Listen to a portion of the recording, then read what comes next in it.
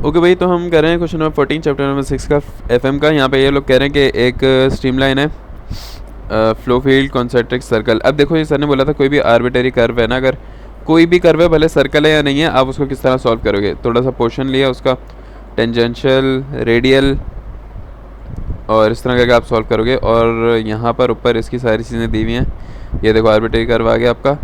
उसकी सर्कुलेशन मालूम करनी है कि यार यहाँ से चीज़ जो सर्कुलेट कर रही है उसकी सर्कुलेशन का फार्मूला क्या है, इंटीग्रेशन वीडीएस। बहुत सिंपल है, सर्कुलेशन का कुछ इस तरह फार्मूला है, इंटीग्रेशन वीडीएस। सही है, बहुत सिंपल है, इसको छोड़ दो अभी। और बस इतना सही टॉपिक है छोटा सा, इसको कवर करते हैं जल्दी से 2 मिनट में।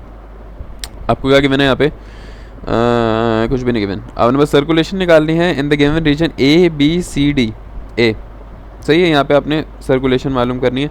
कैसे करेंगे, सीधा सीधा आपने डायग्राम बना ली। डायग्राम एक बार देख लेते हैं, मैं आपको बता दूँ क्या सीन है डायग्राम का। ये एक सर्कल है, सही है, ए बी सी डी ए आपका एक पाथ है, A B C D A close loop बन गया। सही है, छोटा वाला सर्कल का रेडियस मतलब सेंटर से लेके और पॉइंट डी तक या पॉइंट सी तक जो आपका रेडियस है वो कहला रहा है ए, और यहाँ से लेके जो एंड तक का है पॉइंट ए और बी तक, वो आपका रेडियस है बी। तो r is equal to a और r is equal to b in the provided circles. जो आपकी वेलोसिटी रेडियस की लाइन में ही जा रही है उसको कहेंगे रेडियल वेलोसिटी वी आर, और वहाँ पे जो आपका चेंज इन डिस्टेंस होगा वो होगा आपका डी आर। सही है, इसी तरह जो आपकी टेंजेंशियल वेलोसिटी है, एक सर्कल को टेंजेंट काटते हुए जो वेलोसिटी है, मतलब जो पत्थर घुमाते हुए अगर मैं यहाँ पे छोड़ूँ, पत्थर पे पत्थर मारे तो चिंगारी निकलती, तो अगर मैं यहाँ पे इसको छोड़ूँ तो ये सीधा जाएगा। ये टेंजेंशियल वेलोसिटी है, वी थीटा के बराबर होगी, और v theta is equal to are omega. V is equal to are omega होता है ना। और यहाँ पे अगर मैं पॉइंट ए और बी के लिए बात करूँ तो वी थीटा किसके बराबर होगा, बी ओमेगा के, क्योंकि इसका रेडियस बी है। और वी थीटा अगर मैं करीब के लिए बात करूँ सी डी के लिए तो मेरा बनेगा ए ओमेगा।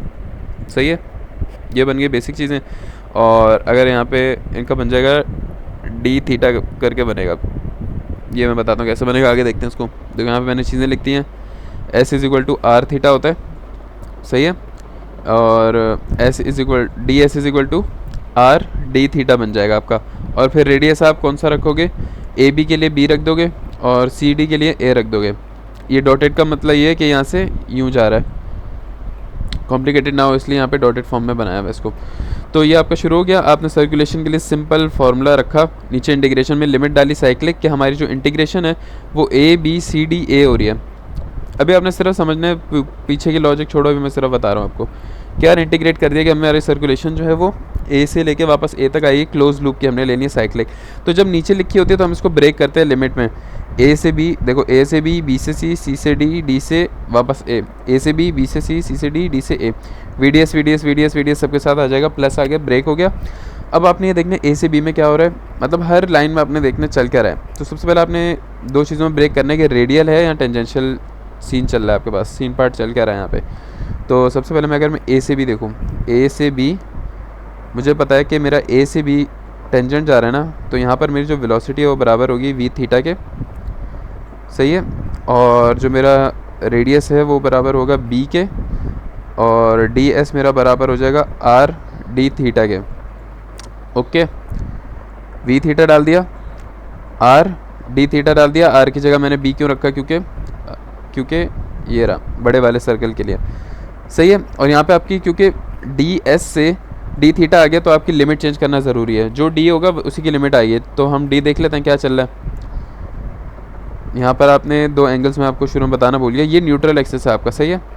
हमने बोला न्यूट्रल एक्सिस से पॉइंट ए, सही है, पॉइंट ए की लाइन ये रही, न्यूट्रल एक्सिस से पॉइंट ए का जो एंगल बन रहा है वो थीटा ए बन रहा है। इसमें थोड़ा सा कंफ्यूज हो रहे हैं, ये सही बात है बिल्कुल, इसको थोड़ा सा गौर से देखना, इसके बाद में समझ आएगा। और न्यूट्रल एक्सिस से ही पॉइंट बी तक का डिस्टेंस एंगल थीटा बी बोल दिया हमने, एक कंपैरिजन के लिए हमने न्यूट्रल एक्सिस से लिया, सही है। तो मेरा जो डेल्टा थीटा आना चाहिए वो होना चाहिए थीटा बी माइनस थीटा ए, जो कि बनेगा ये वाला, ये डिस्टेंस, सही है। और मुझे पता है कि मेरा थीटा बी जो है वो थीटा ए से बड़ा है, इसलिए मैंने थीटा बी माइनस थीटा ए किया।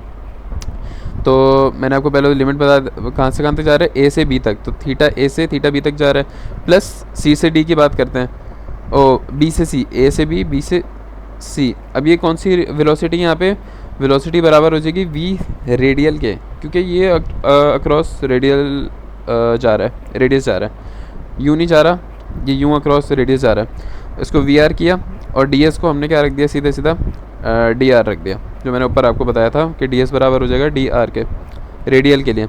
सही है, और इसकी लिमिट हो जाएगी चेंज, लिमिट कहाँ से आ रहा है, बड़े रेडियस से, क्योंकि आपका डी एस चेंज हुआ है डी आर में। सही है, तो आपकी लिमिट भी आर में होनी चाहिए, थीटा में नहीं होनी चाहिए। जैसे इस सवाल पिछले वाले में हमने थीटा में लिया ना, यहाँ पर रेडियस में लेंगे, तो कौन से बी से आ रहा है ए में। सही है, ये वाला बी है, ये वाला ए है रेडियस, अगर मैं यहाँ से देखूँ तो बी से जा रहा है ए में। सही है, इनिशियल और फाइनल ऊपर चले जाएगा। अगले वाले में आ जाओ, सी सी डी क्या हो रहा है, ये आ गया पॉइंट सी, ये आ गया पॉइंट डी, टेंजेंशियल हो गया। सही है, इस वाले सर्कल के टेंजेंशियल है ना वेलोसिटी, तो वेलोसिटी बराबर होगी वी थीटा के, वी थीटा और आर डी थीटा, आर के बजाय आपने ए डाल दिया क्योंकि छोटा वाला सर्कल है, प्लस यहाँ पे आपकी जो लिमिट है वो थीटा यहाँ से यहाँ आ रहा है ना, यहाँ से यहाँ, मतलब थीटा बी से थीटा ए की तरफ आ रहा है, यहाँ पे थीटा ए से थीटा बी जा रहा था, लगा दिया हमने। सेकंड लास्ट, सेकंड नहीं बिल्कुल लास्ट थिंग हमारे पास क्या आ रही है, डी से ए जा रहा है, रेडियल है, रेडियल की जगह हमने वी आर डाला, डी आर डाला, ए से बी जा रहा है, ये रेडियस ए है, ये बी है, ए से बी जा रहा है। बहुत टाइट करके आपने सॉल्व कर लिया इसको। कांस्टेंट को बाहर निकालेंगे, सबसे पहले हम इंटीग्रेशन भी समझा दो ना मैं आपको।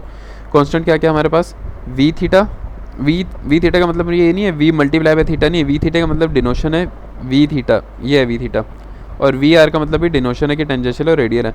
तो वी थीटा बी आपने बाहर निकाल लिया, इसी तरह वी आर बाहर निकाल लिया, ये बाहर निकाल लिया, बाहर आ गया। सही है, बाहर आ गया, बाहर आ गया, बाहर आ गया। इंटीग्रेशन किसके बराबर होती है, upper limit minus lower limit, upper minus lower, upper minus lower, upper minus lower, upper minus lower. अब क्या होगा कि v is equal to are omega होता है। सही है, तो v is equal to B omega डाल दो और v is equal to A omega डाल दो फॉर रिस्पेक्टिव रेडियस। यहाँ के लिए आप डाल दोगे बी ओमेगा, यहाँ के लिए डाल दोगे ए ओमेगा, क्योंकि जो रेडियस आपका वो डाल दोगे।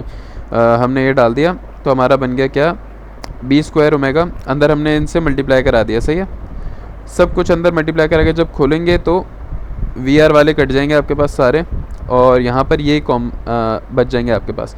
अब यहाँ से आपने क्या कॉमन लेना है, यहाँ से आपने कॉमन ये लेना है कि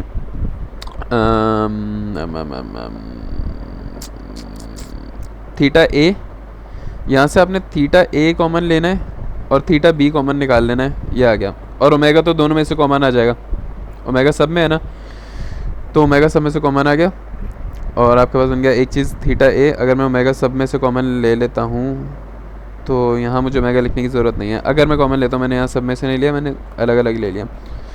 सही है, तो अब मैंने क्या बनाना है, मैंने फाइनल में बनाना है, मैंने फाइनल में बनाना है omega delta theta B square minus A square, इसलिए बनाना है क्योंकि आपका बी रेडियस बड़ा है। अगर बी रेडियस छोटा होता तो आप ए स्क्वायर माइनस बी स्क्वायर बनाते।